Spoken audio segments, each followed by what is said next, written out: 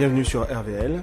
RVL reçoit aujourd'hui Éric Hazan, directeur de la maison d'édition La Fabrique, au bar du prestigieux Hôtel Ampère à Paris dans le 17e arrondissement. Éric Hazan, éditeur et écrivain. Il a écrit 3 livres, L'Invention de Paris, Chronique de la guerre civile et plus récemment LQR ou la propagande du quotidien. Il a aussi commis un petit texte pamphlétaire à souhait dans un ouvrage collectif qui se soulève avec ce titre « Antisémitisme, l'intolérable chantage ». Éric Hazan est né pendant le Front Populaire. Certains y verront un symbole, d'autres un simple hasard. Pourtant, s'en suivra un militantisme dans les jeunesses communistes. En 1956, néanmoins, Éric Hazan quitte le PC, à vie. Motif ou raison invoquée, le ralliement du Parti communiste à Guy Mollet et à la SFIO. Alors qu'Éric Hazan était un soutien direct au FLN, et selon ses propres termes, un porteur de valise, il avait compris, bien avant que De Gaulle sorte son fameux « Je vous ai compris, comprenne qui pourra ». Bref, impossible ici de retracer rapidement le parcours d'Éric Hazan, car après la lutte pour l'Algérie indépendante au sein du FLN, viendra celle pour l'avortement en France. Puis, ou alors qu'il était déjà devenu chirurgien cardiaque, il fera partie des membres fondateurs, dans les années 70, de l'association médicale franco-palestinienne. Cette association s'illustrera en 75, dans une lutte, ou plutôt une résistance médicale, au sud-Liban. Viennent alors les années 80. Éric Hazan rendra la blouse pour endosser le rôle qu'on lui connaît aujourd'hui d'éditeur et d'écrivain. Comme il le dit lui-même, il fera le choix de jouer une seconde mi-temps de vie. Cela sera donc la reprise des éditions Hazan. Du scalpel à l'édition d'art, on pourrait penser à ce film de David Cronenberg, Faux semblant. Et pourtant, rien de faux, et encore moins de semblant, quand en 98, il décide de créer La Fabrique. Alors Éric Hazan, comment fait-on? Quel est le secret? Quel est le mode d'emploi pour fonder une nouvelle maison d'édition? C'est à la fois très simple et très compliqué. Très simple dans la mesure où nous on a démarré avec les fonds d'une SARL. À l'époque c'était 50 000 francs. C'est tout. Ça suffit, 50 000 francs. On était parti avec l'idée qu'on allait éditer tout doucement un certain nombre de livres et que les livres s'autofinanceraient, le précédent finançant le suivant. On a le droit, quand on fonde une SARL, d'avoir comme comment ça s'appelle l'endroit comme siège social. Siège social, merci. Son propre domicile pendant 2 ans, ce que j'avais fait. Donc on n'avait pas de loyer, pas de salaire. Donc, mais tout le monde qui travaillait, c'était du bénévole alors? Tout le monde, c'était moi. D'accord. Voilà. Non, en fait, je me suis jamais rémunéré avec cette maison. D'accord. Et je continue à ne pas me rémunérer. Elle soutiendrait pas un salaire, elle me ferait pas vivre. Donc 8 ans après, la maison existe, plusieurs dizaines d'ouvrages. Oui, une petite cinquantaine. Petite cinquantaine d'ouvrages. On est 2. 2 permanents? Oui. Une fille qui s'appelle Stéphane et moi. Elle est rémunérée très modérément. Et moi, pas du tout. Et on paye bien nos auteurs, comme Gallimard. Comme Gallimard. Ah oui. Ah oui. Probablement mieux. Oh là. Ah oui. On paye bien les auteurs. On paye naturellement les imprimeurs. Ça, c'est normal et ils nous font pas spécialement de conditions favorables. Disons, on paye. Oui, c'est ça. On paye à peu près tout normalement comme une grande maison, sauf qu'on n'a pas de masse salariale. Vous ne regrettez pas là, le fait justement de bien payer les auteurs et finalement 8 ans après d'être toujours un peu une sorte de petite maison d'édition qui n'arrive pas à s'imposer dans les médias? C'est une question double. Il y a 2 questions en une. Premièrement, est-ce qu'on regrette de ne pas grandir? Ma réponse est absolument non. Parce que là, je suis en 3e mi-temps, je suis dans les prolongations là.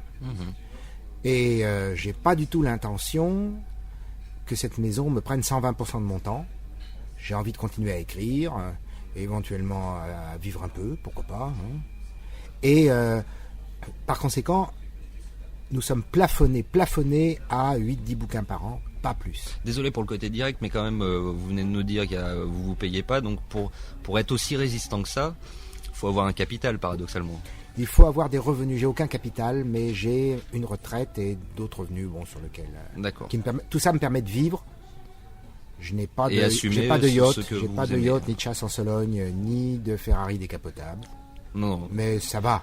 Oui. J'ai un vélo chic. Très bien.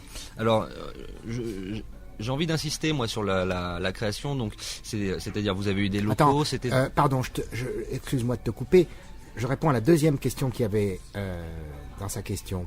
Est-ce que je regrette de ne pas avoir de place dans les médias?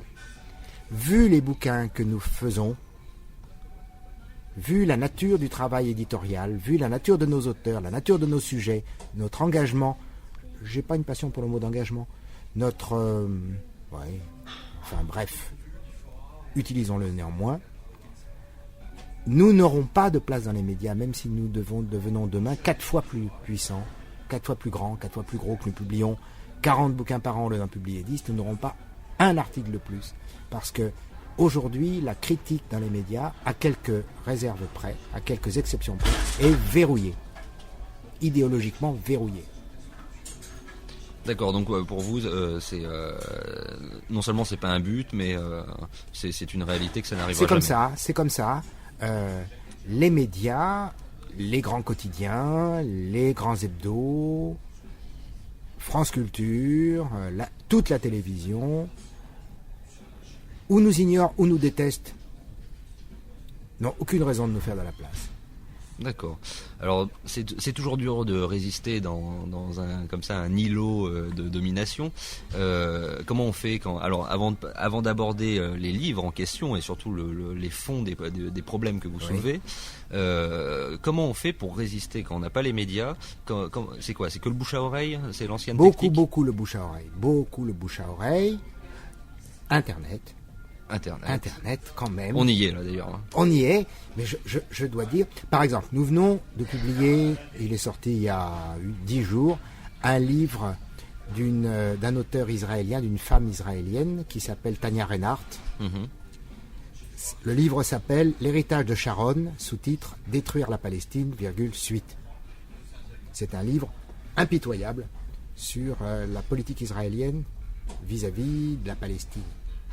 Et c'est pas antisémite, rassurez-nous, parce que c'est toujours, c'est toujours le dilemme quand on fait quelque chose. Non.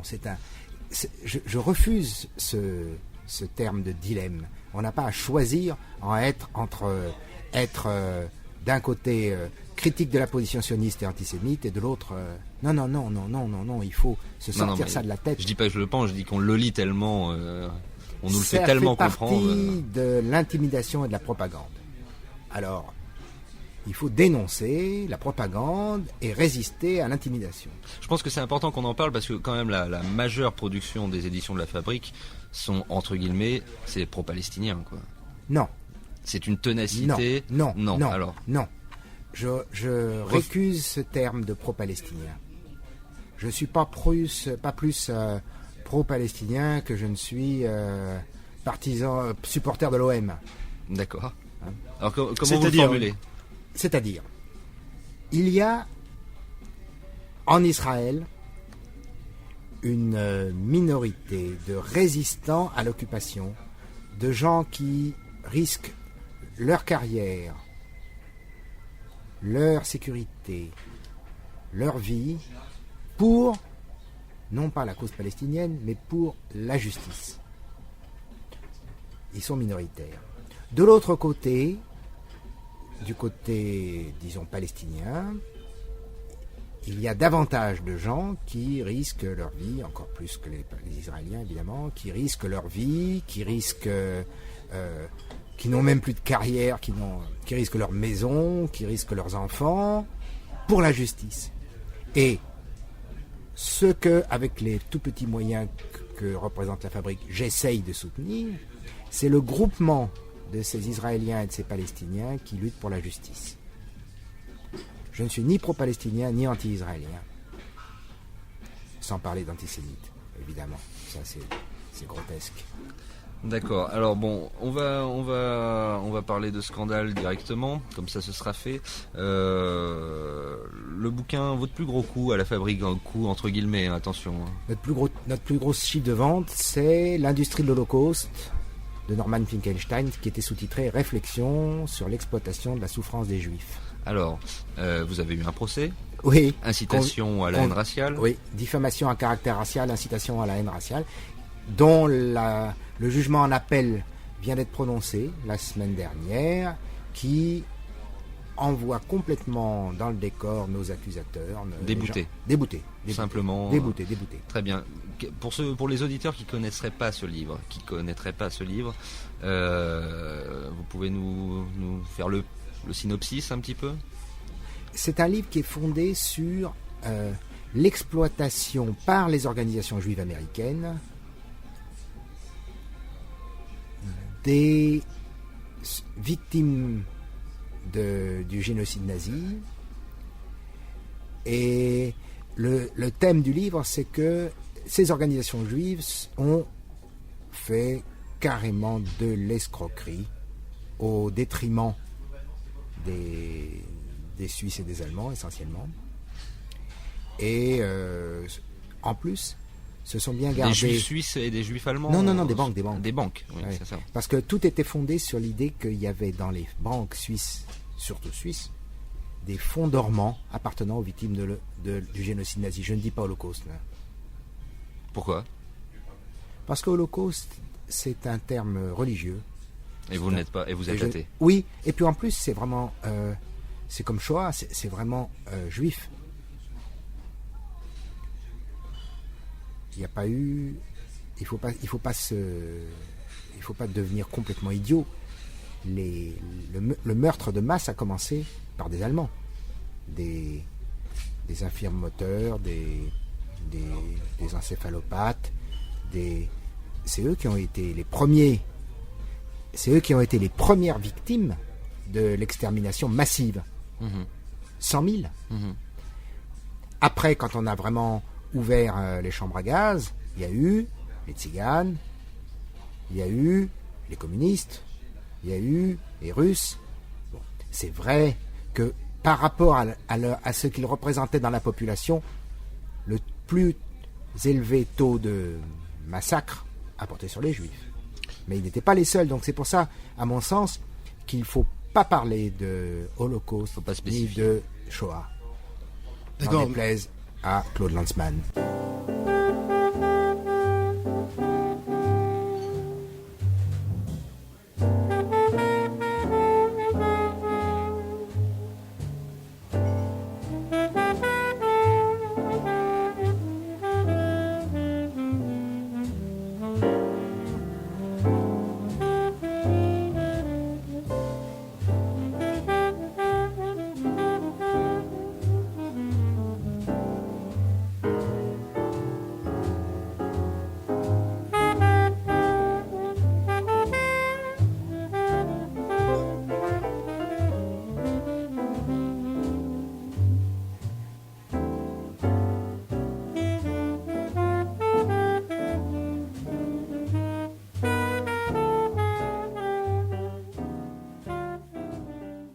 Si on vous suit, dans ce cas-là, on pourrait attendre des familles, des communistes qui ont été victimes des actes nazis, à leur tour de s'en prendre aux banques suisses. On pourrait attendre des familles de tziganes qui fassent la même chose. Les communistes avaient assez peu de comptes en banque en Suisse.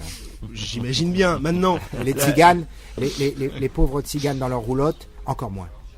Ce qui finalement donne de la valeur à ces revendications, si on vous suit, parce que vous êtes en train de dire, c'est essentiellement des familles un peu riches qui étaient elles aussi juives, qui ont été déportées, et donc il s'agirait d'avoir réparation, récupérer ces fonds qui ont été volés. Donc où est l'escroquerie? C'est ça, où est l'escroquerie que vous dénoncez? L'escroquerie est de surévaluer gigantesquement le montant de ce phénomène des comptes dormants. Donc c'est les intérêts, quoi. Oui. On veut les intérêts. Plus que ça, il y a un monsieur éminemment respectable qui est vraiment celui qui a écrit le grand livre sur le génocide nazi. Il s'appelle Raoul Hilberg. Il a écrit un livre que tout le monde devrait avoir lu qui s'appelle La destruction des Juifs d'Europe. Et quand nous avons eu ce procès, je lui ai écrit à Hilberg en lui disant: on nous fait ce procès, qu'en pensez-vous? Que pensez-vous de la réalité des faits dénoncés par Finkelstein? Il m'a envoyé une longue lettre pour dire: ce livre fait un excellent travail car tout ce qu'il raconte est juste. Et c'est un monsieur, c'est même pas un... C'est tout sauf un gauchiste, c'est un vieux monsieur conservateur, républicain, bien installé. Et vous lui avez écrit pour qu'il vienne vous soutenir? Pour avoir son avis. Ah. D'accord. Oh, il serait venu, ça serait été formidable, mais non, je pouvais pas lui demander enfin, je lui ai même pas demandé de venir. Alors, revenons juste un peu au livre. C'est un livre qui a provoqué, à l'époque, moi je me rappelle, c'était en 2001. Il y avait des débats outre-Atlantique, dans tous les pays où il est sorti, il y a eu des débats dans les médias. Là, vous êtes le seul en France qui est allé au monde. Oui, mais qui est allé en France pour le sortir. Oui. Et bon, résultat, un procès et silence total dans les médias. Non.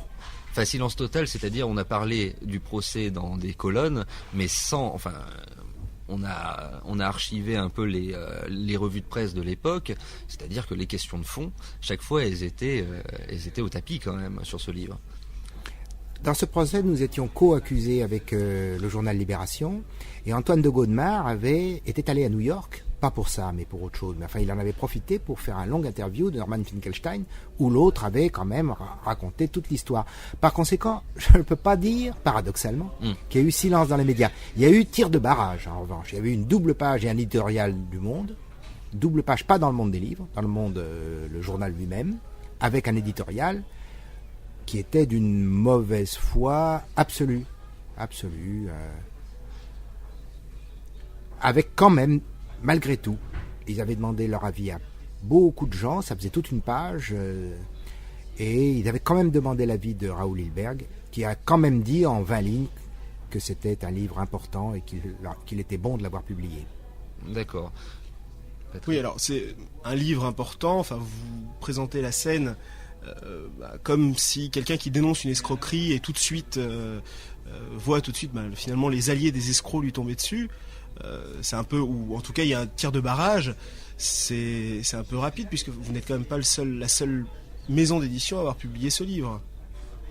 Il y a La Vieille Taupe dont Non, La Vieille Taupe ne l'a pas publié. La Vieille Taupe La Vieille Taupe ne publie plus rien. La Vieille Taupe fait des tirages à usage interne qu'elle ne vend pas. C'est pourquoi d'ailleurs on n'a pas pu l'attaquer pour comment ça s'appelle, contrefaçon. Parce que si j'ai un contrat avec un auteur et qu'un autre gaillard le publie et le met en vente, c'est contrefaçon et il est condamné à tout coup là, obligatoirement. On rappelle juste que c'est La Vieille Taupe pour ce... La Vieille Taupe c'était autrefois une librairie, puis ça a été une maison d'édition qui, au départ, était ultra-gauche, comme on dit, et qui petit à petit, sous l'impulsion de son fondateur qui s'appelle Pierre Guillaume, est devenue une officine négationniste, carrément négationniste. Et comment vous l'analysez là, vous qui êtes communiste, vous dites communiste sans appartenir au parti communiste. Oui. Vous parlez d'ultra-gauche, donc on pourrait s'imaginer que vous avez quand même des accointances en termes de pensée, d'analyse du monde. Comment vous analysez ce passage ? C'est un passage très étrange, le passage d'une frange de l'ultra-gauche au négationnisme.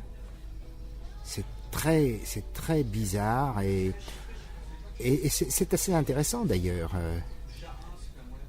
C'est un phénomène qui mériterait d'être étudié, qui mériterait presque une recherche et un livre. Il y a Christophe Bourseillet qui a fait un peu une histoire de l'ultra-gauche qui est pas mal sur justement ce passage-là. Oui, ah oui. Ouais. Oui.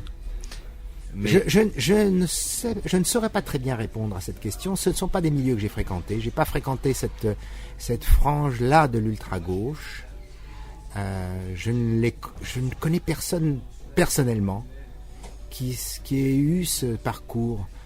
Donc j'ai du mal à répondre à cette question. Je ne sais pas. Mais bon, il faut être clair.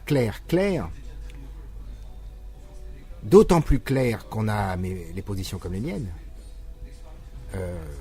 Ces gens-là sont des nuisances et sont des gens qui sont des ennemis. Voilà, pour moi, ces gens-là sont des ennemis, voilà, c'est clair. Très bien, alors par contre, le seul souci, on va dire, qui est ramené à La Vieille Taupe, c'est quand même d'éditer quelque chose qui a été déjà traduit par La Vieille Taupe. Parce qu'il me semble que, d'un point de vue chronologique, vous avez édité le livre de Norman Finkelstein, alors que La Vieille Taupe faisait déjà circuler sur Internet une traduction relativement correcte, d'ailleurs. Oui, elle est bien.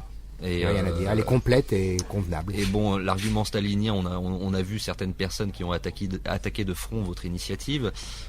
Le premier argument qui venait, le truc facile, ah oui, mais vous voyez comme il reprend ce qu'a fait déjà la vieille taupe. On peut pas empêcher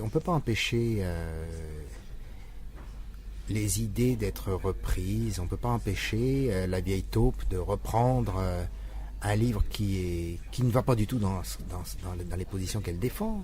C'est un livre, en le lisant de façon discontinue, on peut arriver à en faire un livre qui peut plaire au lecteur de la vieille taupe. Mais d'abord, il faut rappeler que Norman Finkelstein est quand même le fils d'une famille déportée, ce qui quand même pour ce qui est du négationnisme, c'est déjà compliqué là, d'avoir eu des parents déportés et de dire non, tout ça n'a pas existé. C'est quand même curieux. Ouais. Non, le détournement des idées, c'est quelque chose qui est de tous les temps. Si on prend par exemple au procès, en première audience du procès qui nous avait été intenté par une officine louche qui s'appelle Avocats sans frontières, qui s'était constituée partie civile, la procureure a posé ces questions que vous venez de poser en disant: comment interprétez-vous que ce livre ait été récupéré, que ce texte ait été récupéré par des négationnistes on ne peut pas empêcher les gens de récupérer. Prenez l'exemple de Nietzsche, par exemple. Nietzsche est un exemple caricatural de détournement d'une pensée. Comment Nietzsche, qui aurait été le premier anti-nazi, s'il lui avait été donné de vivre les années 20-30, ce qui aurait, à la rigueur, été possible, ça aurait été le premier anti-nazi, il n'y a pas de doute là-dessus. Tout ce qu'il a écrit l'indique. Sans compter sa détestation profonde de l'Allemagne. Mais bon, ça c'est presque autre chose. Eh bien, il n'empêche qu'il a été récupéré par les nazis, parce que sa sœur avait épousé un nazi, et ils ont bricolé un livre qui n'a jamais existé, qui s'appelle La volonté de puissance, un livre que Nietzsche n'a jamais écrit. C'est un collage. Et ce livre a servi à légitimer la prise en main de l'œuvre de Nietzsche par le Troisième Reich. C'est quand même comme détournement de pensée, c'est quand même exemplaire, et c'est pas le seul cas dans l'histoire. Oui, de la thèse du surhomme à la race aryenne. Voilà. Oui, tout ça, bien sûr, c'est toujours très facile. Mais donc le livre, pour conclure sur le livre de Norman Finkelstein, je dirais que c'est un livre dont la lecture biaisée peut prêter à confusion, mais c'est un livre qui ne comporte aucune trace d'antisémitisme. Mais qui quand même... Sans parler de négationnisme. Je vais vous dire, c'est un livre qui est écrit par un radical américain avec ce manque de finesse et de souplesse qui caractérise souvent les radicaux américains. Il est raide. C'est un pamphlétaire. Oui. Comme Chomsky, avec lequel Finkelstein entretient de très bonnes relations. Moi, je trouve que Chomsky, souvent, c'est imbuvable de raideur, de simplification. Voilà. D'accord. Juste pour finir complètement sur Finkelstein, je pense qu'il dérange vraiment, c'est qu'il s'attaque aux élites juives puissantes comme des Elie Wiesel, dont prix Nobel de la paix, qui est toujours dans les médias le bienfaiteur, l'homme de paix, l'homme de paix, tout ce qu'on veut, et qui, là, il y a les pages sur Elie Wiesel, c'est une destruction. On n'a pas l'habitude, quoi. On dit, oulala, Elie Wiesel qui dit qu'il a lu la critique de la raison pure de Kant en yiddish, alors que la traduction n'existe pas. Enfin, c'est des choses comme ça, c'est assassin, quoi. Assassin. Donc, c'est ça qui passe pas, moi, je pense aussi, à côté de la thèse. C'est que la thèse est liée aux personnes, entre guillemets, inattaquables d'habitude. C'est ça. Il y a une insolence dans ce livre qui en France est tout à fait inhabituelle. Bon, de provocation en provocation, on va passer à la question juive de Marx, parce que ça, c'était un livre un petit peu oublié, entre guillemets, comme Marx, et de toute façon, on en parle toujours dans les universités, mais bon, ça fait bien longtemps qu'on n'a pas vu une émission à la télé sur Marx. Pourquoi ça, c'est une provocation encore? Non, dans mon esprit, c'était pas du tout une provocation que de choisir de rééditer, de retraduire ce livre, parce que je crois que c'est un très grand texte et qui est d'une grande actualité. Pourquoi ?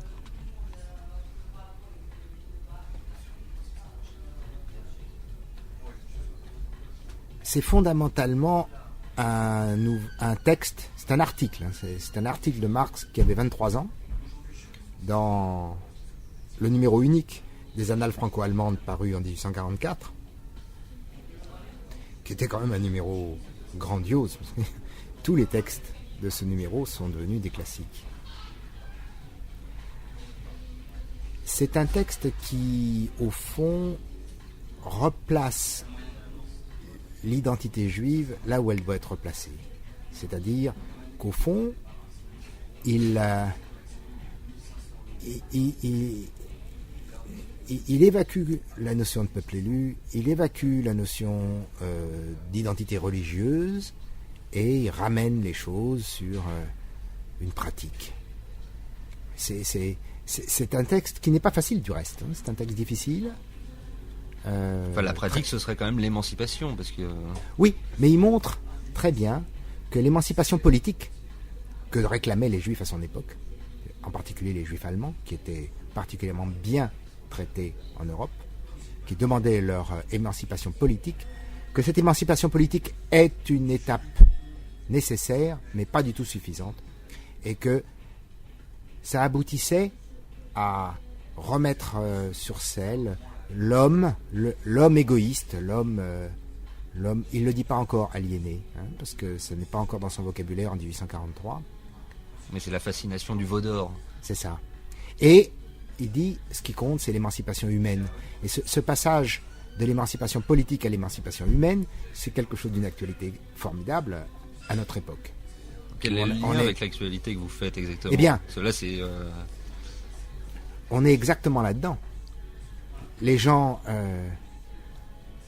sont, pour la plupart, dans des pays comme le nôtre, qu'on appelle, à tort ou à raison, probablement à tort, des démocraties libérales.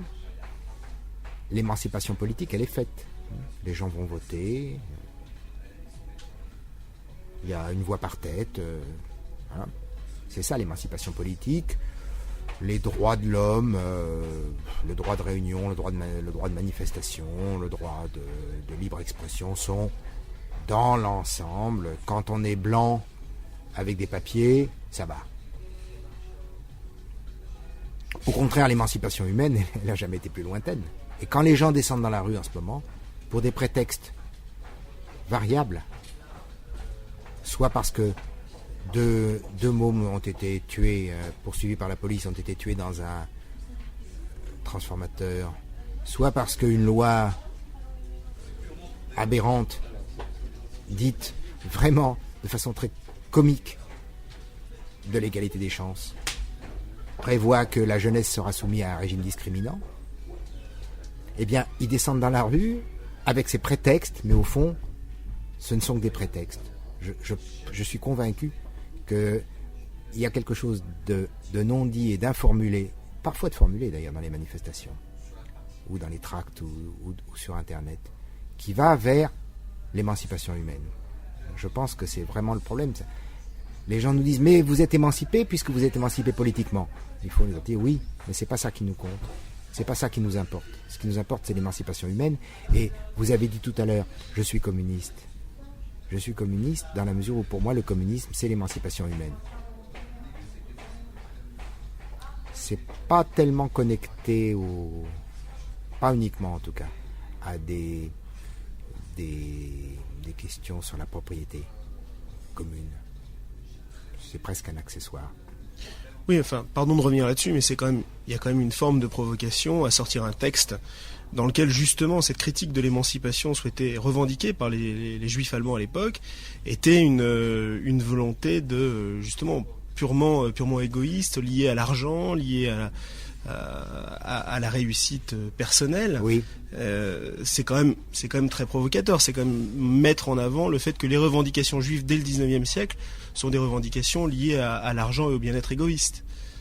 Donc Marx d'ailleurs a des mots assez durs pour dire il faut carrément on rejoint ce que vous dites, mais il dit il faut dissoudre effectivement le judaïsme dans l'humanité et non l'inverse. Donc, enfin, ça reste quand même une forme de provocation, surtout à l'heure actuelle où on se plaint d'une montée incroyable de l'antisémitisme. Du moins, c'est ce qu'on lit dans la presse. Oui, enfin ça c'est une blague. Mais bon, Comment ça, c'est une blague? la montée de l'antisémitisme. Vous n'y croyez pas? Non. Non. C'est monté de toutes pièces. S'il y a un racisme en ce moment qui menace en France, d'abord pour moi l'antisémitisme n'est rien d'autre qu'une forme de racisme. Je ne comprends pas qu'on fasse la distinction. Je ne comprends pas qu'il y ait des ligues, la LICRA, Ligue contre le racisme et l'antisémitisme. Je ne vois pas, je ne comprends pas cette formulation. Mais ils ont dû rajouter, avant c'était la LICA. Oui, c'était la LICA. Donc ils ont dû mettre le R quand même qui respire. Oui. Mais la LICA, c'était une organisation formidable. Dans mon quartier à Belleville, il y a beaucoup de plaques, dans toutes les rues, une ou plusieurs plaques avec des non-juifs qui ont été fusillés pour résistance. Ils étaient tous membres de la LICA. La LICA, ça devait être quelque chose de très bien. La LICRA, je n'aurais pas devant votre micro de mots suffisamment durs pour qualifier cette officine. D'accord. Pour revenir quand même à Marx avant de passer à un autre livre des éditions de la Fabrique, moi j'ai bien compris le lien que vous faites sur l'émancipation juive à l'émancipation tout court. Mais le titre du livre, c'est quand même la question juive aujourd'hui. Sur la question juive. Sur la question juive. C'est une réponse à Bauer. C'est une réponse à un livre de Bruno Bauer. Mais la question c'est quand même moi qui ai vécu rue des Rosiers, je sais, j'en connais beaucoup de rabbins, etc., qui m'ont tous dit qu'ils savent pas s'il y a quelque chose après la mort dans la religion juive. C'est quand même un mystère, et il faut savoir réussir sa vie, c'est-à-dire il faut être matérialiste, pas au sens marxiste bien évidemment. Et donc c'est ce que Marx critiquait. Et quand vous dites que c'est d'une actualité, etc., moi je pense à ça en me posant la question s'il pense aussi à ça. En gros, est-ce que vous pensez que la culture juive aujourd'hui pousse au matérialisme consumériste, la culture juive, d'abord, je connais pas. Connais pas. Non, parce qu'il y en a trop. De toute façon, il y en a trop de différentes. Mais il y en a toujours eu trop. Il n'y a jamais eu de culture juive. Il n'y a jamais eu de peuple juif. C'est bon de le préciser parce que c'est ce qu'on comprend quand même en vous voyant rééditer ce livre aussi. On peut l'interpréter comme ça. Il s'agit des juifs allemands dans ce livre. Clairement.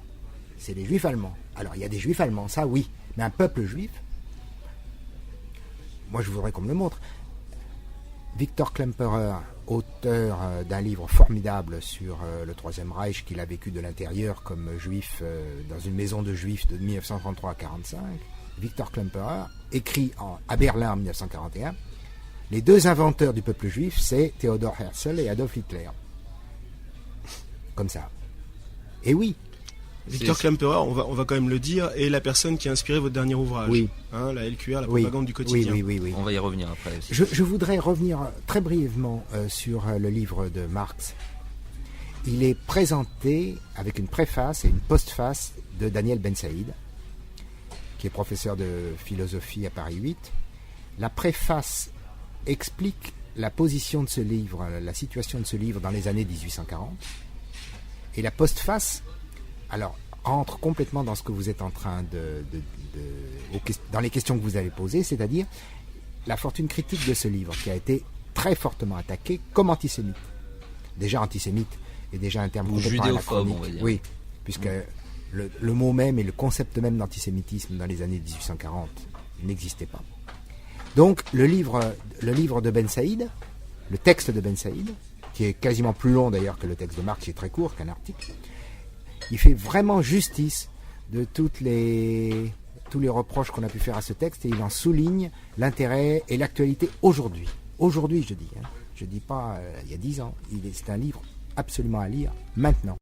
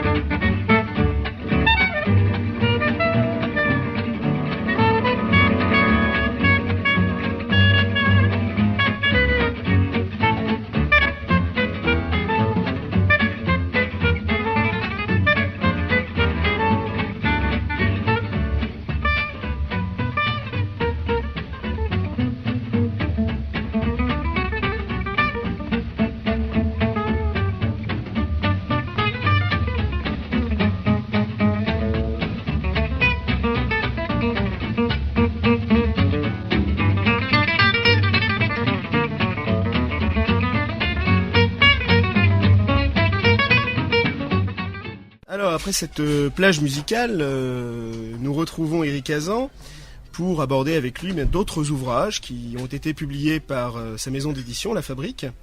Et puis en particulier, quelque chose d'assez surprenant. En 2000, La Fabrique publie, ou moins republie, des textes choisis de Robespierre. Discours choisis.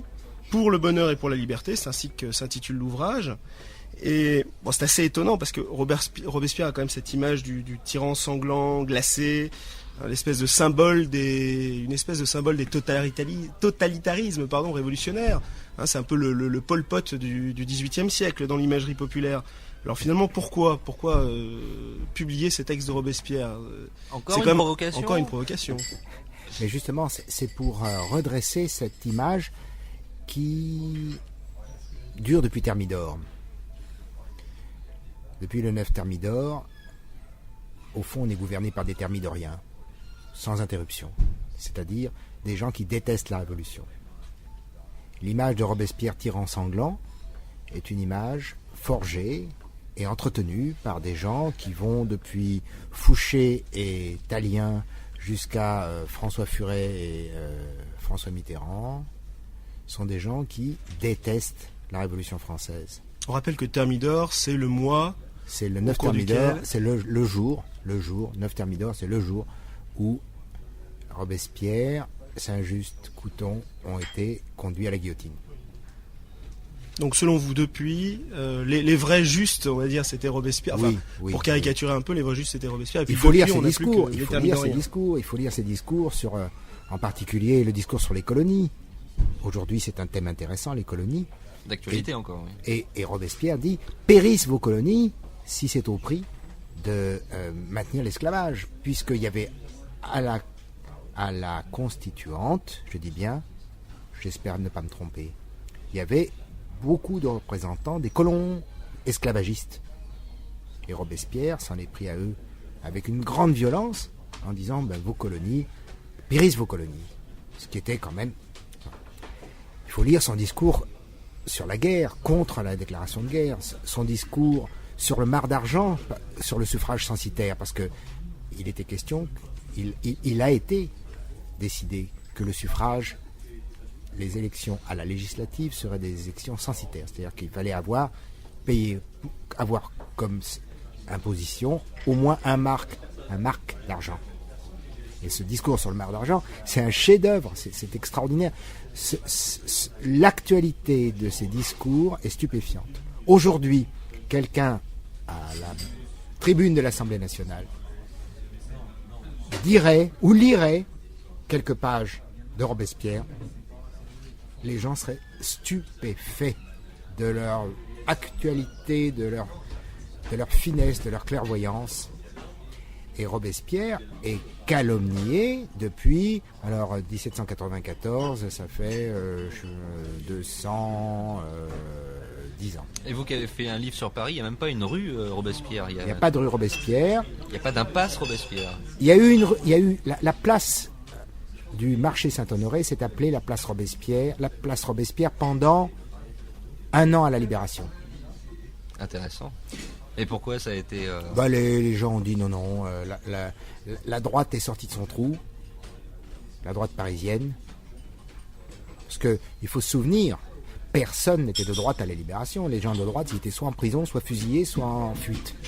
C'était aussi caricatural que ça. La droite avait trahi, la droite avait collaboré.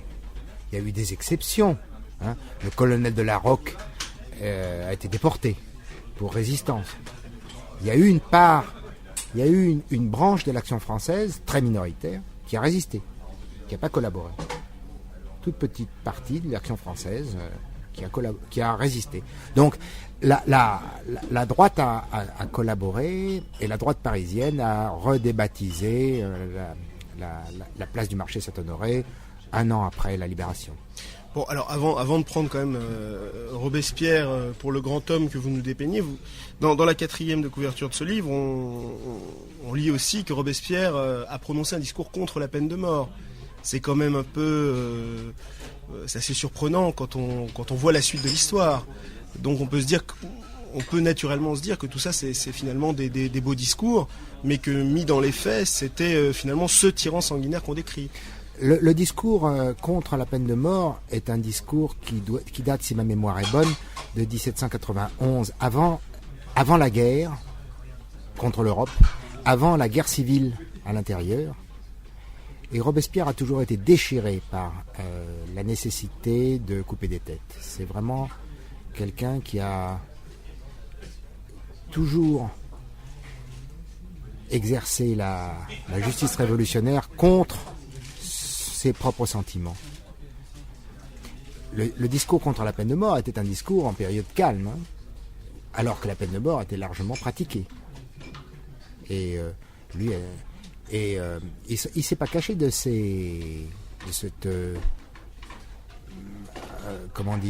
contradiction quand il a prononcé son discours pour la peine de mort contre Louis XVI. Il a dit: je sais que j'ai parlé contre la peine de mort et aujourd'hui je demande la mort de Louis Capet, et il s'en explique. Oui, alors on se dit que c'est un peu face aux événements, juste pour continuer cette période historique, puisque j'ai le souvenir que moi au collège on me faisait lire Les Dieux ont soif d'Anatole France, où justement on découvrait un peintre raté qui devenait un excellent juré des tribunaux révolutionnaires et qui se laissait embrigader dans cette espèce d'ivresse du pouvoir absolu et qui envoyait dans l'indifférence des gens se faire guillotiner. Donc on a toujours quand même cette vision de la Révolution française. Il y a quelqu'un qui a écrit un livre à la Fabrique, aussi chez vous, qui est Sophie Vanich, qui s'appelle La liberté ou la mort, qui est un essai sur la terreur et le terrorisme, qui cherche aussi à réhabiliter une autre vision historique de cette période, qu'on a tendance à appeler les années noires. Enfin, je pense qu'il faut vraiment savoir qui parle de la Révolution aujourd'hui. Le discours sur la Révolution aujourd'hui, en particulier sous l'influence de François Furet, grand historien, ancien communiste, complètement renégat, passé complètement avec armes et bagages dans le camp adverse. L'influence de Furet, en particulier au moment des fêtes du bicentenaire de la Révolution en 1989, cette influence s'est portée complètement dans une direction bien précise, qui est de faire de la terreur la matrice, au fond, pour aller vite, du goulag. Et vous voulez dénoncer c'est un mythe pour vous? Ou c'est une... C'est une absurdité historique. Oui, qui relève de la mythologie. Oui, ça n'a aucun sens historique. C'est vouloir faire un trait entre de Robespierre à Staline et Yezhov. Ça n'a pas le sens commun. C'est un montage destiné à exploiter, à asseoir l'anticommunisme Ceci de dit, base. pour être dans l'actualité, la question peut-être qu'il faut se poser, c'est que pas besoin de remonter à plus de 2 siècles, parce que dans les années 70 de ce siècle, on posait encore la question de la légitimité de la violence. Est-ce que c'est pas ça que vous voulez reposer comme question quelque part en rééditant les discours de Robespierre et ce qu'il a été fait, parce que là la violence est forcément mauvaise, et c'est vrai que la violence en général on se dit tout de suite c'est pas bien, mais dans une période, un contexte donné, est-ce que des fois il n'y a pas le choix? La violence aujourd'hui, c'est vraiment celle qui s'exerce, qui est exercée par l'appareil d'État contre les pauvres, on en parlera peut-être tout à l'heure quand on parlera de LQR. Le mot pauvre est banni. Il n'y a plus de pauvres. Il n'y a plus que des gens de conditions modestes. Enfin, la violence, elle s'exerce tous les jours contre eux. On va y revenir. Donc je pense que quand on parle de violence, il faut savoir de quoi on parle, qui l'exerce et quels sont les moyens utilisés. Moi, je ne suis pas personnellement un non-violent absolu. Je pense que la lutte non-violente peut avoir, à certains moments et dans certaines conditions, un grand effet. Je pense en particulier à la lutte conjointe des Palestiniens et des Israéliens le long du mur de séparation, dans les villages palestiniens englobés par le mur. Cette lutte en commun a un immense sens symbolique, c'est pourquoi d'ailleurs les médias français n'en parlent jamais, et elle est extrêmement porteuse d'avenir. Donc la lutte non violente, elle a souvent son utilité, mais ce n'est pas la seule. Je pense que la lutte armée peut avoir aussi ses justifications dans certaines conditions. Donc surtout pendant cette période de terreur, Mais oui. où la France est agressée par tous les pays d'Europe et où Et la où guerre la guerre civile civile, fait rage. ouais. D'accord. Alors justement, vous parlez de l'actualité des textes de Robespierre. En vérifiant un peu là, je me suis aperçu que, on m'a souligné que Folio avait publié peu de temps après que vous ayez republié des textes choisis de Robespierre, les œuvres intégrales, les œuvres complètes de Saint-Just. Oui. Alors comment est-ce que vous comprenez ça? Est-ce qu'ils ont essayé de vous, on pourrait dire, soit de vous couper l'herbe sur le pied, ou est-ce que vraiment il y a quelque chose qui fait qu'aujourd'hui il y a un réel besoin de relire ces textes et que finalement on va trouver des réponses à des questions un peu embrouillées aujourd'hui dans les textes de Saint-Just et de Robespierre? Pour la petite histoire, je dirais que le projet Saint-Just était un projet de la fabrique, qui pour des raisons sur lesquelles je n'entrerai pas, est passé ailleurs. C'est moi qui avais eu l'idée de publier Saint-Just. Pareil, œuvre intégrale, œuvre complète, je veux dire. Oui. D'accord. Œuvre complète de Robespierre, on peut pas, c'est 40 volumes. Oui. C'est étonnant que Folio, entre guillemets, vous ait piqué l'idée. Non, ils m'ont pas piqué l'idée. L'auteur que j'avais pressenti est passé chez eux. D'accord. Pour être... Mais comment il les a convaincus? C'est ça qu'on comprend pas bien, parce qu'on se dit tiens, c'est Folio étonnant. Histoire, de Folio Histoire à la fabrique, c'est quand même pas la même ligne éditoriale, je crois. Folio Histoire, il y a des trucs pas mal, hein. Gallimard, ouais, c'est pas... Non, c'est pas très étonnant. C'est une grande maison, on comprend le choix de l'auteur, mais le choix de Folio Histoire, finalement, pourquoi? Pas très étonnant, c'est quand même une bonne maison, Folio. Hein. Il y a de très bons, très bons ouvrages publiés dans Folio. Moi, je suis pas très étonné. Non. Parce que le fond de ma question, c'est est-ce que ça se vend? C'est ça, en fait. En gros, combien de Français aujourd'hui lisent les textes de Robespierre et de On les a réimprimés. Oui. Ouais. On a épuisé le premier tirage. Qui était de combien? Je me rappelle plus. On a dû tirer à 2000. 2000 ouais. D'accord. D'un livre qui était assez cher. Je me rappelle plus de son prix, mais c'était plus de 20 €. Un gros livre. Eh bien, le premier tirage a été épuisé et on continue de le vendre régulièrement. Intéressant. Donc c'est pas un poche, mais il y a une demande, quoi. Il y a une demande. Les gens ont confusément, ou précisément du reste, pourquoi pas, le sentiment de s'être fait enfler sur cette histoire de la Révolution française.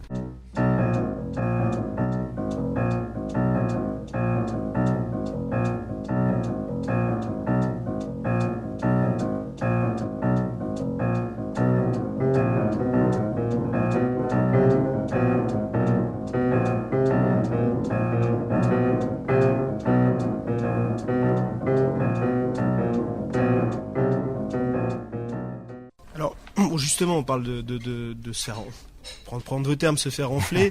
Il y a effectivement, on reste sur cette image un peu violente, un peu, vous dites fausse, de Robespierre. Et puis vous parliez de la droite qui a fait enlever la place, le nom de la place en question. Comment vous vivez aussi de l'autre côté la réaction de la gauche au moment du bicentenaire de la Révolution? Sa quasi-absence d'ailleurs. Lamentable. Oui. C'est-à-dire, les gens qui ont mis en scène ce bicentenaire autour du président de la République sont des gens pour qui la Révolution française était quelque chose d'abord d'évitable, qui aurait très bien pu, Furet le dit, hein, il dit ça aurait très bien pu ne pas avoir lieu et les mêmes choses se seraient produites, la même évolution aurait été possible sans violence, sans effusion de sang, tranquillement. Et pour tous les gens qui pensent ainsi, la bonne Révolution française, elle s'arrête, disons, sensiblement à la fuite du roi, à Varennes en 91. 89 ça va, 90 ça va, 91 ça commence à se gâter, après ça dérape dans le sang comme ils disent.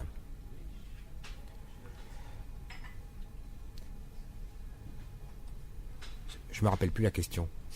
Le rôle, comment la gauche a agi au moment de la commémoration de la Révolution bicentenaire. C'est absolument typique de cette gauche-là, pour qui les grands hommes, c'est Sieyès, Condorcet, les modérés, Talleyrand. Tous ces gens-là étaient des gens sensés, intelligents, polis.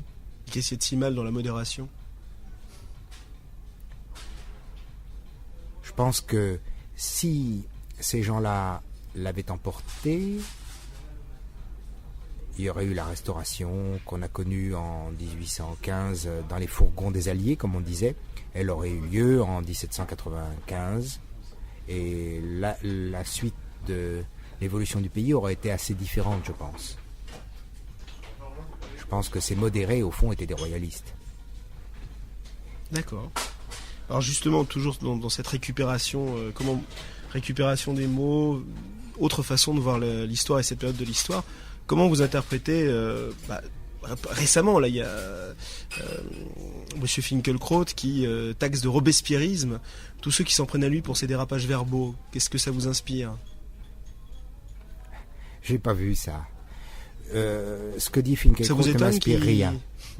D'accord. C'est aussi simple que ça.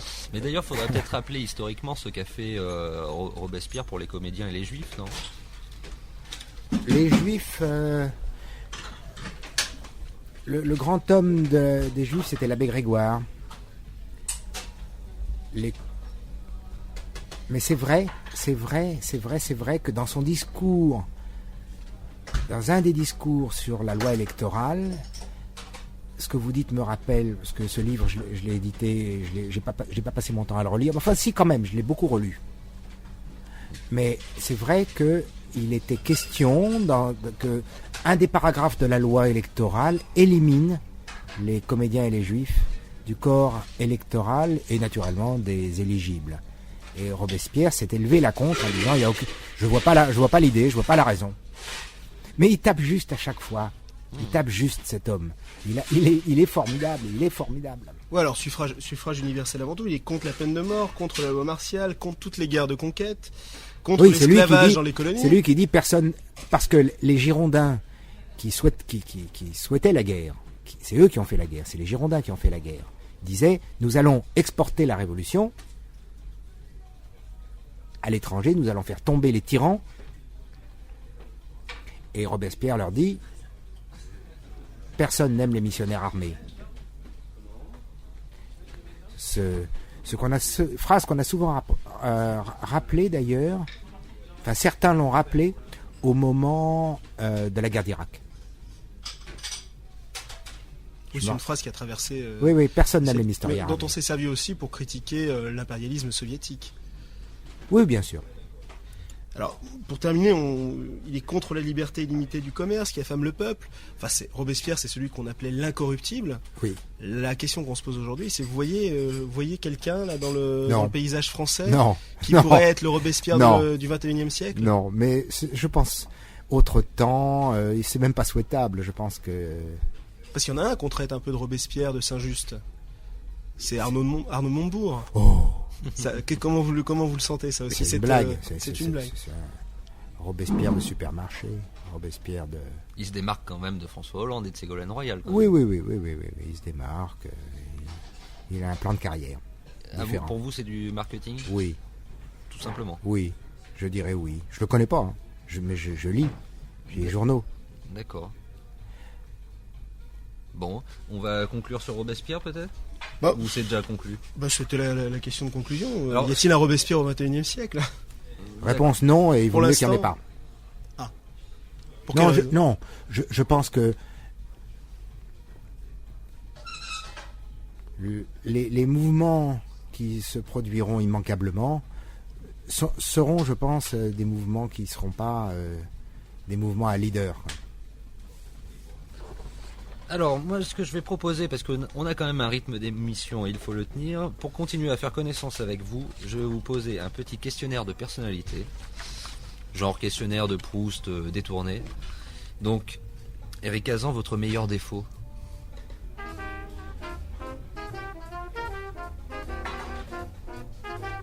Faut être spontané, sinon c'est trop réfléchi. Ah, le mauvais caractère. Votre pire qualité? La suite dans les idées.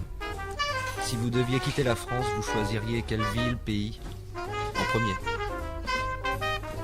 L'Italie. Où ça, en Italie? Un petit bled. Et en dernier?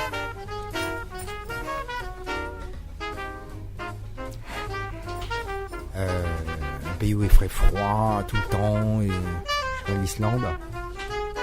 Votre écrivain français préféré?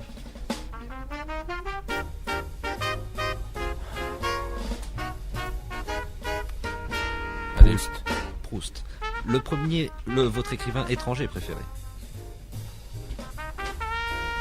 Walter Benjamin. Les raisons ou probabilités de votre mort? Accident de vélo. Le film que vous avez le plus vu? Senso de Visconti. La première personnalité politique que vous avez admirée? Ça peut être très jeune, hein.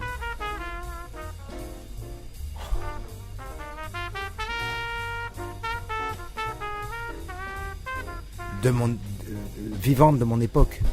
Voilà. Ou pas forcément, hein, en lisant, ça peut être la première dans votre esprit.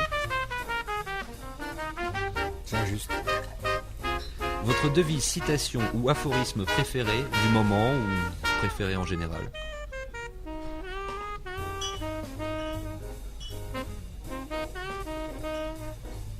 Le soleil ni la mort ne se peuvent regarder en face.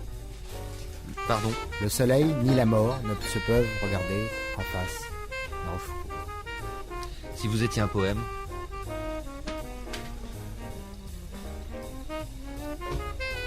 Les petites vieilles de Baudelaire. Si vous étiez une arme? Qu'à Dieu me plaise.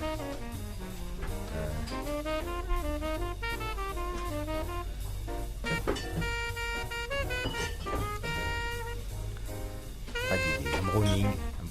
Un Browning ou l'édition peut-être, non? Le plus beau rêve que vous ayez fait?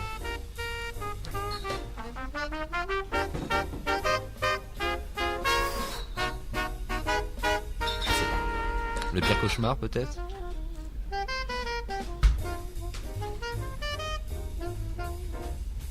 Quand je préparais l'internat, je me rappelle, j'ai eu un cauchemar. J'arrivais le jour du concours, l'internat de médecine, et le sujet c'était construction d'un pont sur la Loire entre Nantes et Saint-Nazaire. Le jeu auquel vous aimez jouer?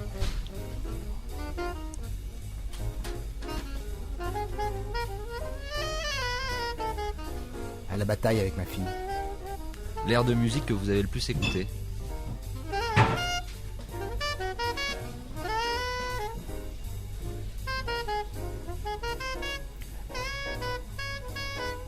Ça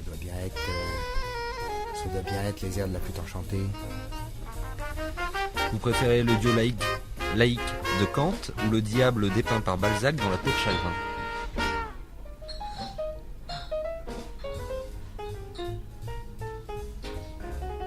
J'aime mieux La peau de chagrin. Et pour finir, la période de votre vie où vous avez été le plus heureux? La semaine dernière.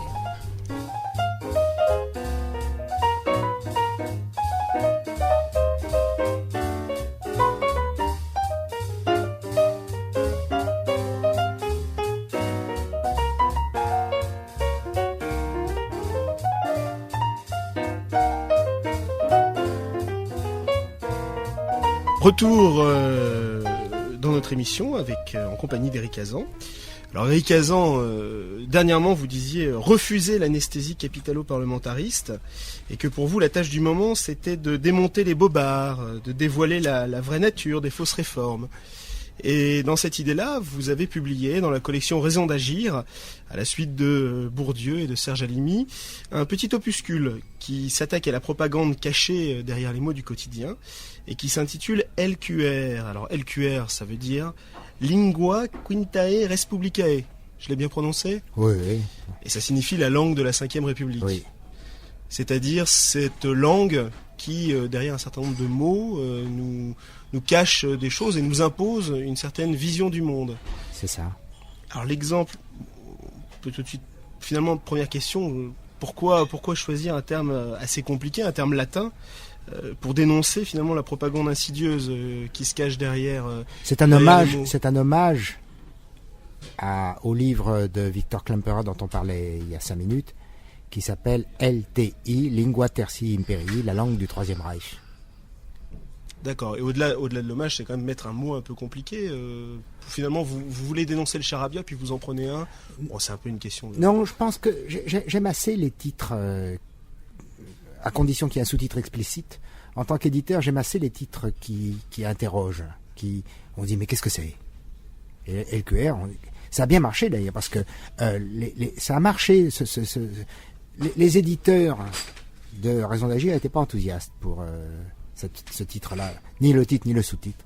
Ils disaient on comprend rien. Je dis c'est pas grave. Mais Sacha Guitry apprenait aussi des titres comme ça. Oui. Oui, QZDRT, il disait les gens forcément vont s'arrêter. C'est ça. Les gens ça interloque. Pas interlope, ça interloque.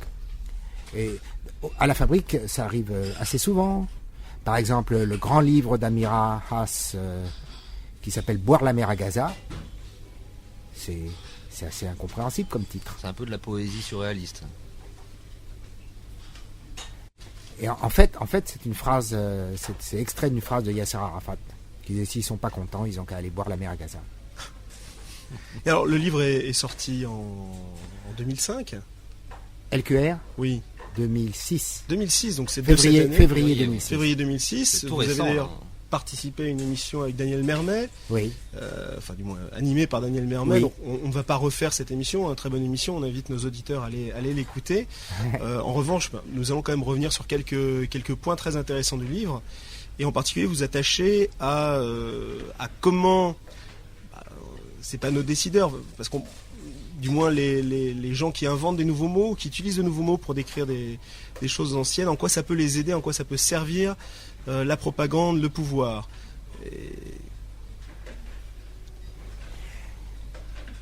Il faut des euphémismes pour que les gens acceptent l'inacceptable. Même depuis la publication de ce livre, prenez une loi et appelez-la loi pour la destruction du code du travail et la facilitation de la précarité. Tollé.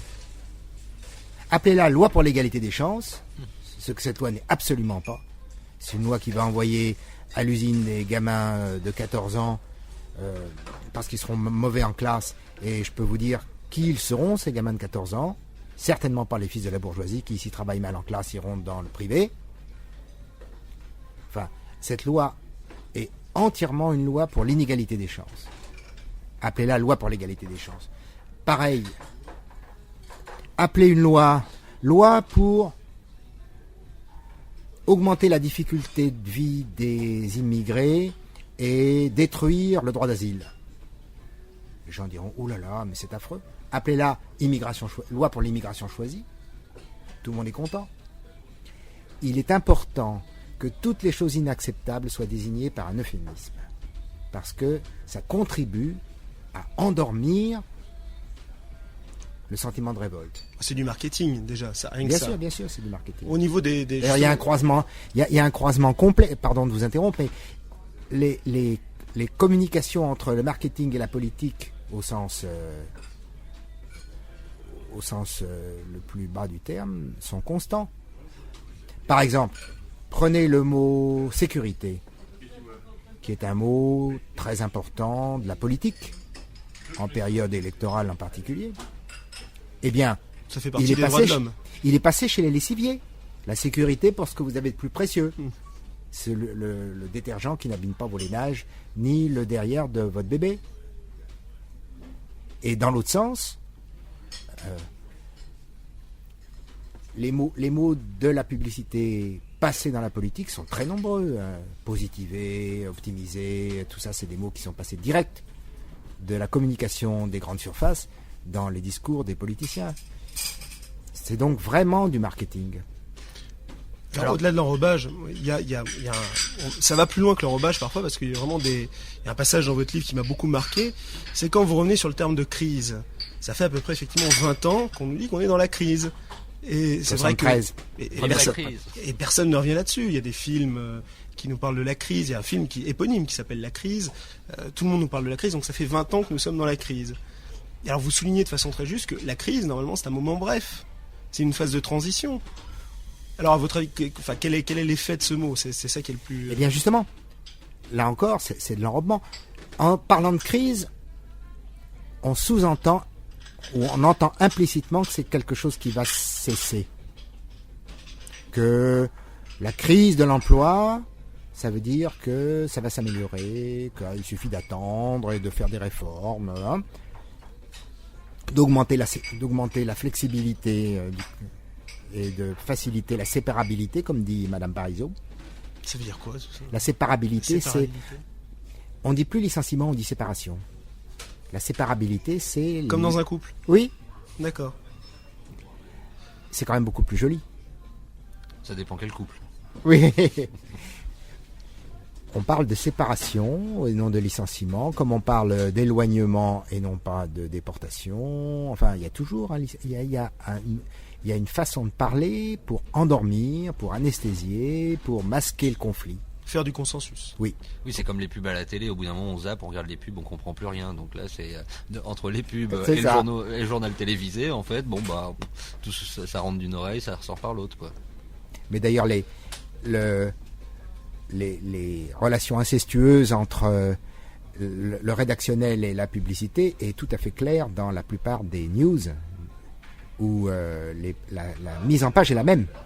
Et il faut vraiment de bons yeux pour lire là-haut que c'est un tout petit corps, info publicité, c'est la même mise en page. Alors avant qu'on continue de développer ces liens incestueux, moi ce qui m'a marqué terriblement, c'est quand vous parlez de ce que vous appelez pour vous la langue de la Ve République, avec l'exemple de Giscard d'Estaing, qui autoproclamait en chef de l'économie, en spécialiste de l'économie, qui nous faisait ses leçons au tableau sur blanc et noir, et qui prenait comme ça sa voix goisillante, gousillante, ou ce qu'on veut, pour nous expliquer qu'il n'y avait qu'un problème et donc qu'une solution.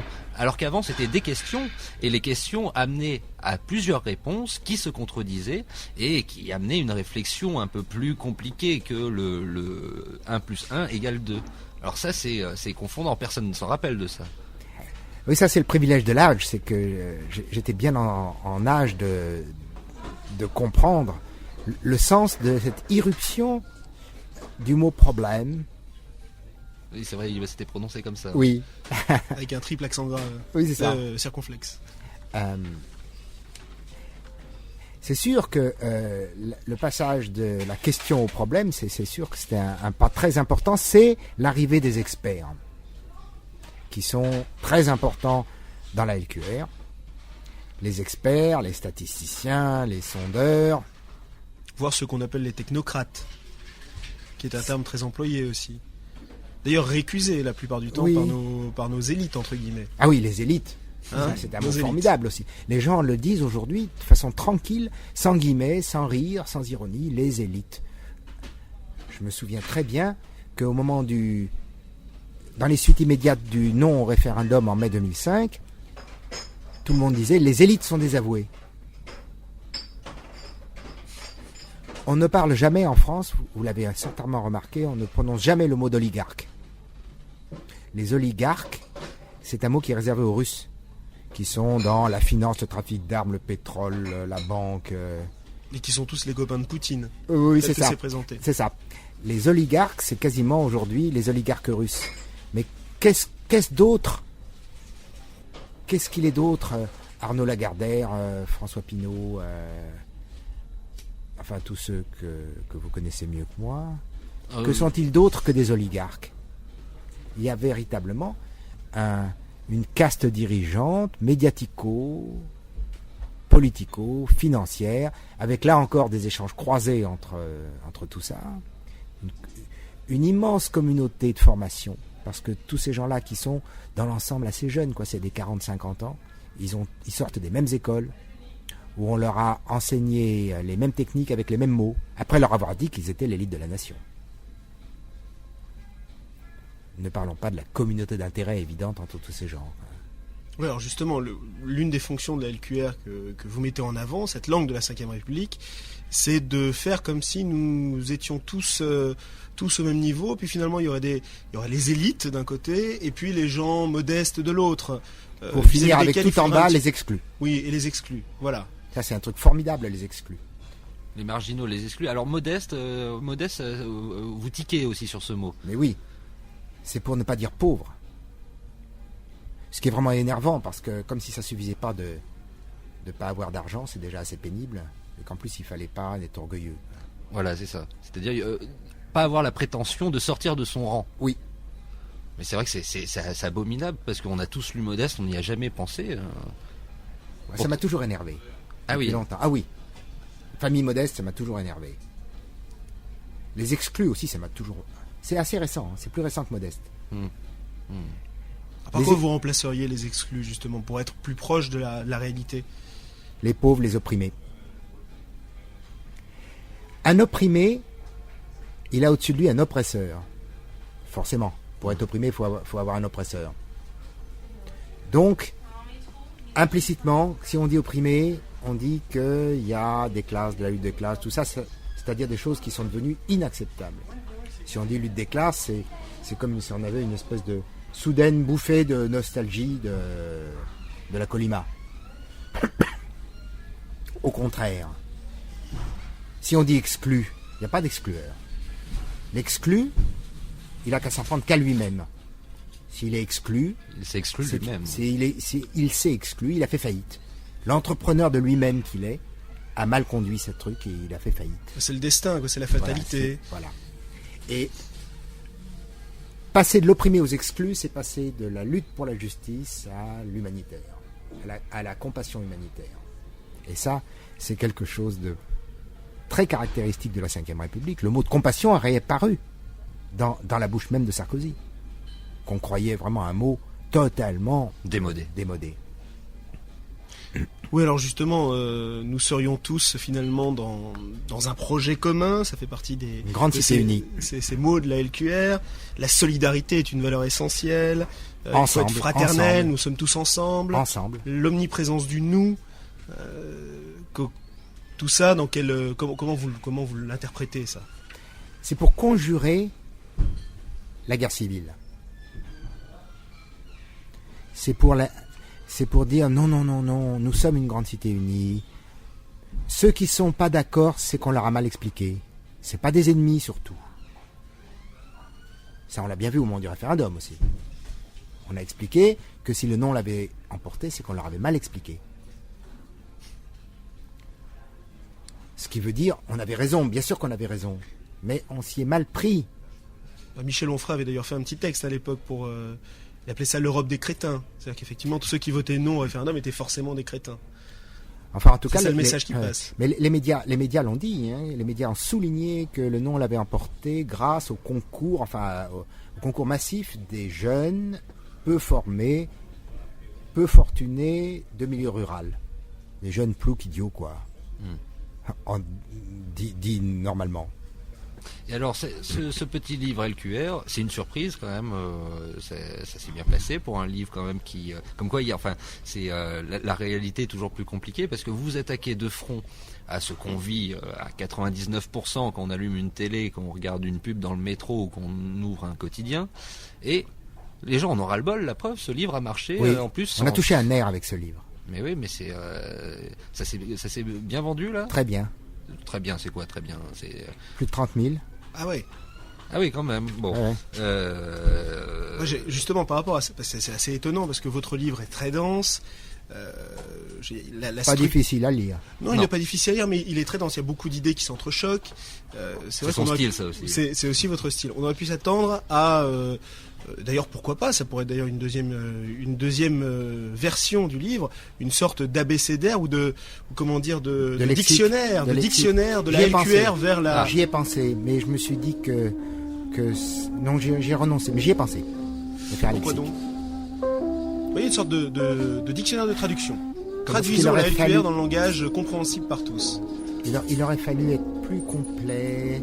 Il aurait fallu être un peu scientifique, un peu chercher des premières occurrences, des étymologies. Il aurait fallu être...